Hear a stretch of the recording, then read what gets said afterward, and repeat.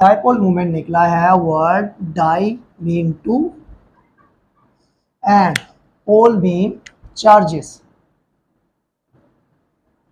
यानी कि positive and negative charges. ये टू चार्जेस होते हैं किसी भी मॉलिक्यूल के ऊपर, इसको हम क्या कहते हैं, डाइपोल। जैसे हमारे पास पोलर मॉलिक्यूल होता है, पोलर मॉलिक्यूल के ऊपर क्या होते हैं, पॉजिटिव एंड नेगेटिव चार्जेस होते हैं, उसको हम क्या कह सकते हैं, पोलर मॉलिक्यूल को हम डाइपोल कह सकते हैं। पोलर मॉलिक्यूल को हम डाइपोल कह सकते हैं। और मूवमेंट वर्ड निकला है, मूवमेंट का मीनिंग होता है distance, distance between two charges, distance between two charges is called dipole movement. Dipole movement हमें बताता क्या है, डाइपोल मूवमेंट हमें बताता क्या है, अगर इसको हम डिफाइन करना चाहें तो हम इस तरीके से भी कर सकते हैं, polarity of molecule, polarity of molecule is called dipole movement, is called dipole movement. Dipole movement हमें किसके बारे में बताती है, किसके बारे में हमें ये आइडेंटिफाई करती है, it tells about the identification of polar and non polar molecule, polar and non polar molecule. ये पोलर और नॉन पोलर मॉलिक्यूल के बारे में भी हमें बताती होती है। डाइपोल मूवमेंट से हमें पता चल जाता है कि मॉलिक्यूल पोलर है या नॉन पोलर है।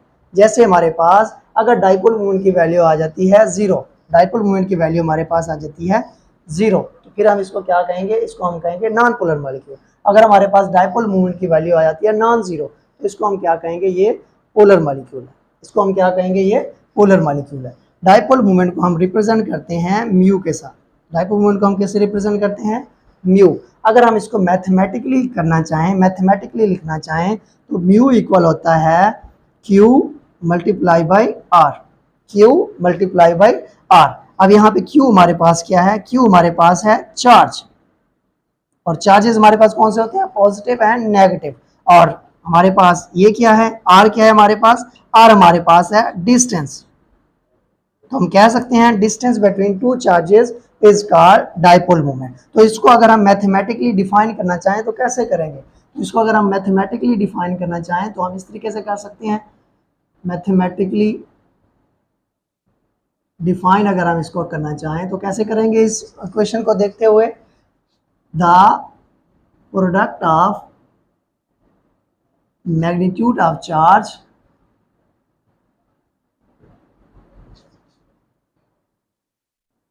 And distance between two centers, कौन से हमारे पास, वो हमारे पास हैं positive and negative centers. Product of magnitude of charge and the distance between positive and negative centers या two centers is called dipole movement, is called dipole movement. Dipole movement में से न्यूमेरिकल को चाहते हैं कि डाइपोल मूवमेंट किसी भी molecule की आप फाइंड करें, तो आप क्या करेंगे, वो आपको डिस्टेंस तो दे देता है, वो आपको डिस्टेंस तो दे देता है, बट वो आपको चार्ज नहीं देता, चार्ज की वैल्यू नहीं देता। तो आपने क्या करना है, इस चार्ज की वैल्यू को हमेशा याद रखना है, जो कि हमारे पास इक्वल होती है 1.602 मल्टीप्लाई बाई 10 की पावर -19 कूलम, -19 कूलम। तो इस तरीके से अगर आपको चार्ज की वैल्यू पता है और डिस्टेंस उसने गिवन है, दिया हुआ होगा, तो आप इजीली क्या कर सकते हैं, डाइपोल मूवमेंट की वैल्यू फाइंड कर सकते हैं, डाइपोल मूवमेंट की आप क्या कर सकते हैं, फाइंड कर सकते हैं।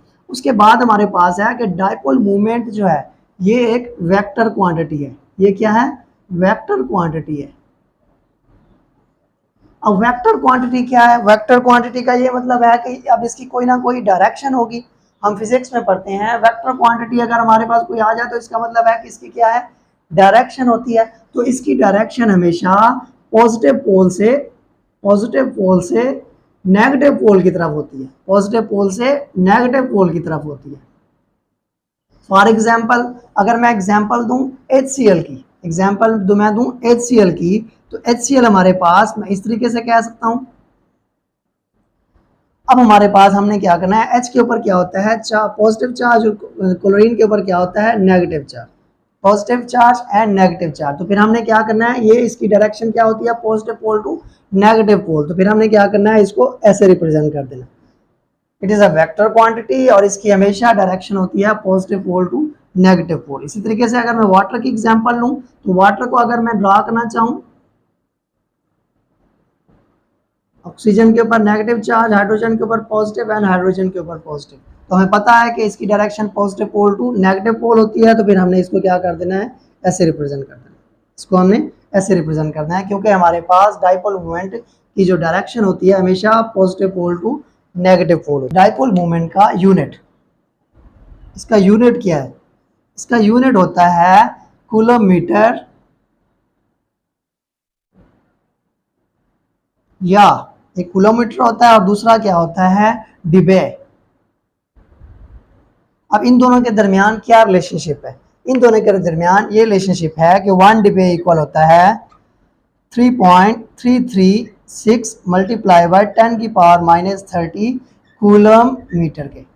इनके दरमियान क्या रिलेशनशिप है, 1 डिबे इक्वल होता है कितने के, 3.336 मल्टीप्लाई बाय 10 की पावर -30 कूलम मीटर के। डाइपोल मूवमेंट सिर्फ पोलैरिटी ऑफ मॉलिक्यूल के ऊपर डिपेंड नहीं करता, बल्कि ये ज्योमेट्री ऑफ मॉलिक्यूल के ऊपर भी डिपेंड करता है। इसके ऊपर डिपेंड करता है, ज्योमेट्री ऑफ मॉलिक्यूल के ऊपर भी ये डिपेंड करता है। It not just depend upon polarity of molecule but it also depends upon geometry of molecule. अब यहाँ पे एक ट्रिक मैं बताता चलूँ, हमेशा याद रखिएगा, हमारे पास जितने भी हमारे पास पोलर मॉलिक्यूल हैं, इनकी डाइपोल मूवमेंट की वैल्यू कुछ ना कुछ होगी, is equal to non zero होगी। कुछ ना कुछ हमारे पास क्या होगी, इसकी डाइपोल मूवमेंट की वैल्यू होगी। जबकि जितने भी नॉन पोलर मॉलिक्यूल हैं उनकी डाइपोल मूवमेंट की वैल्यू क्या होती है, हमेशा जीरो होती है। उसके अलावा एक और मैं ट्रिक आपको बताता चलूँ कि जितने भी हमारे पास लीनियर स्ट्रक्चर मॉलिक्यूल है, जितने भी हमारे पास ट्राइगोनल प्लेनर मॉलिक्यूल हैं और जितने हमारे पास टेट्राहेड्रल मॉलिक्यूल हैं, उन सब की डाइपोल मूवमेंट की वैल्यू क्या होती है, जीरो होती है। बट शर्त यह है कि इन सब के सराउंडिंग एटम क्या हो, सेम हो। जैसे हमारे पास लीनियर की अगर मैं बात करूं, BeCl2, जैसे मैं बात करूं CO2, जैसे मैं बात करूं CS2, तो CS2 BeCl2 CO2 इन सब की हमारे पास क्या होती है, डाइपोल मूवमेंट की वैल्यू जीरो होती है। वो इस वजह से कि इनके जो बॉन्ड की पोलैरिटी होती है, बॉन्ड की पोलैरिटी एक दूसरे को क्या कर देते हैं, एक दूसरे के इफेक्ट को कैंसिल कर देते हैं। जैसे हमारे पास C डबल बॉन्ड हो, अब ये क्या करेंगे, ये एक दूसरे के इफेक्ट को, ये बॉन्ड एक दूसरे के इफेक्ट को क्या कर देंगे, कैंसिल कर देंगे, जिसकी वजह से इसकी डाइपोल मूवमेंट की वैल्यू क्या आ जाएगी, जीरो आ जाएगी। इसी तरीके से हमारे पास CS2 में, इसी तरीके से BeCl2 में। उसके बाद हमारे पास मैंने बात की है ट्राइगोनल प्लेनर वाली। ट्राइगोनल प्लेनर में अगर हमारे पास आ जाते हैं BF3, इनकी डाइपोल मूवमेंट की वैल्यू क्या होगी, जीरो होगी। क्यों, क्योंकि ये इनके बॉन्ड जो हैं, इनकी बॉन्ड की पोलैरिटी एक दूसरे के इफेक्ट को कैंसिल कर देती है। इसी तरीके से टेट्राहेड्रल की अगर मैं बात करूं, CH4 CCl4, तो ये इनकी भी डाइपोल मूवमेंट की वैल्यू क्या होगी, इनकी भी डाइपोल मूवमेंट की वैल्यू जीरो होगी। लास्ट में हमारे पास मोस्ट इंपॉर्टेंट एक शॉर्ट क्वेश्चन है, MCQs में बड़ा पूछा जाता है कि which of the following molecules have zero dipole movement, which of the following molecule have zero dipole movement. तो इसमें हमने बताना है कि किन किन मॉलिक्यूल्स की डाइपोल मूवमेंट जीरो होती है। तो फर्स्ट में हमारे पास है वाटर की हमारे पास डाइपोल मूवमेंट की वैल्यू जीरो नहीं होगी। इसकी डाइपोल मूवमेंट की वैल्यू होती है 1.85 डिबे, 1.85 डिबे। और HCl हमारे पास, इसकी भी डाइपोल मूवमेंट की वैल्यू जीरो नहीं होगी। जबकि हमारे पास CO2 है, CO2 हमारे पास क्या है, इसका लीनियर स्ट्रक्चर है, तो इसकी डाइपोल मूवमेंट की वैल्यू क्या होगी, जीरो होगी। इसी तरीके से अगर हम CH3Cl की बात करें, तो इसकी भी डाइपोल मूवमेंट की वैल्यू जीरो नहीं होगी। अगर हम BF3 की बात करें, तो BF3 की वैल्यू भी हमारे पास जीरो होगी। इसकी भी डाइपोल मूवमेंट की वैल्यू क्या होगी, जीरो होगी, क्योंकि अभी हमने बताया था कि जितने भी ट्राइगोनल हमारे पास प्लेनर स्ट्रक्चर हैं, अगर उनके सराउंडिंग एटम सेम है तो इनके हमारे पास डाइपोल मोमेंट की वैल्यू 0 होगी। इसी तरीके से CS2 भी, क्योंकि इसका स्ट्रक्चर लीनियर है तो ये भी हमारे पास, इसकी भी डाइपोल मोमेंट की वैल्यू 0 होगी। VeCl2 की भी डाइपोल मोमेंट की वैल्यू क्या होगी? 0 होगी। CH4 की भी डाइपोल मोमेंट की वैल्यू क्या होगी? 0 होगी। क्यों? क्योंकि इसका टेट्राहेड्रल स्ट्रक्चर है, सराउंडिंग एटम सेम है। ये क्या करते हैं, एक दूसरे के बॉन्ड के इफेक्ट को कैंसिल कर देते हैं, जिसकी वजह से ये क्या हो जाता है, इसकी डाइपोल मोमेंट की वैल्यू 0 हो जाती है। इसी तरीके से NH3 की बात करूं तो मैंने यहाँ पे ट्राइगोनल प्लानर की बात की है, ट्राइगोनल पैरामिडल स्ट्रक्चर ज्योमेट्री वाले मॉलिक्यूल की बात नहीं की है, तो इसकी भी डाइपोल मोमेंट की वैल्यू नॉन जीरो होगी। HCl2 की बात करूं तो इसकी भी डाइपोल मोमेंट की वैल्यू क्या होगी? 0 होगी, क्योंकि ये Cl2 Cl क्या करेंगे, इनके बॉन्ड पोलैरिटी एक दूसरे के इफेक्ट को कैंसिल कर देगी। इसी तरीके से HBr की भी हमारे पास डाइपोल मोमेंट की वैल्यू 0 नहीं होगी। CHCl3 की भी डाइपोल मोमेंट की वैल्यू 0 नहीं होगी। और बेंजीन हमारे पास क्या है, नॉन पोलर है, तो इसकी भी डाइपोल मोमेंट की वैल्यू क्या होगी? 0 होगी, क्योंकि अभी हमने बात की थी कि जितने भी नॉन पोलर मॉलिक्यूल हैं उनकी डाइपोल मोमेंट की वैल्यू क्या होगी? 0 होगी। अब यहाँ पे हमारे पास क्लोरोबेंजीन है, तो इसकी भी डाइपोल मोमेंट की वैल्यू नॉन जीरो होगी। क्यों? क्योंकि हमारे पास यहाँ पे क्लोरीन अटैच हो गया है, तो ये क्या होगी, इनकी पोलैरिटी होगी, कोई ना इनके ऊपर चार्जेस मौजूद होंगे, जिसकी वजह से इसकी डाइपोल मोमेंट की वैल्यू 0 से ज्यादा होगी या होगी।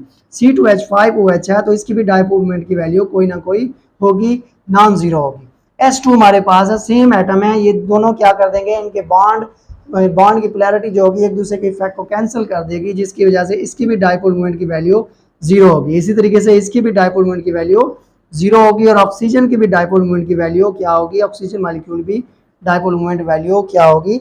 0 होगी।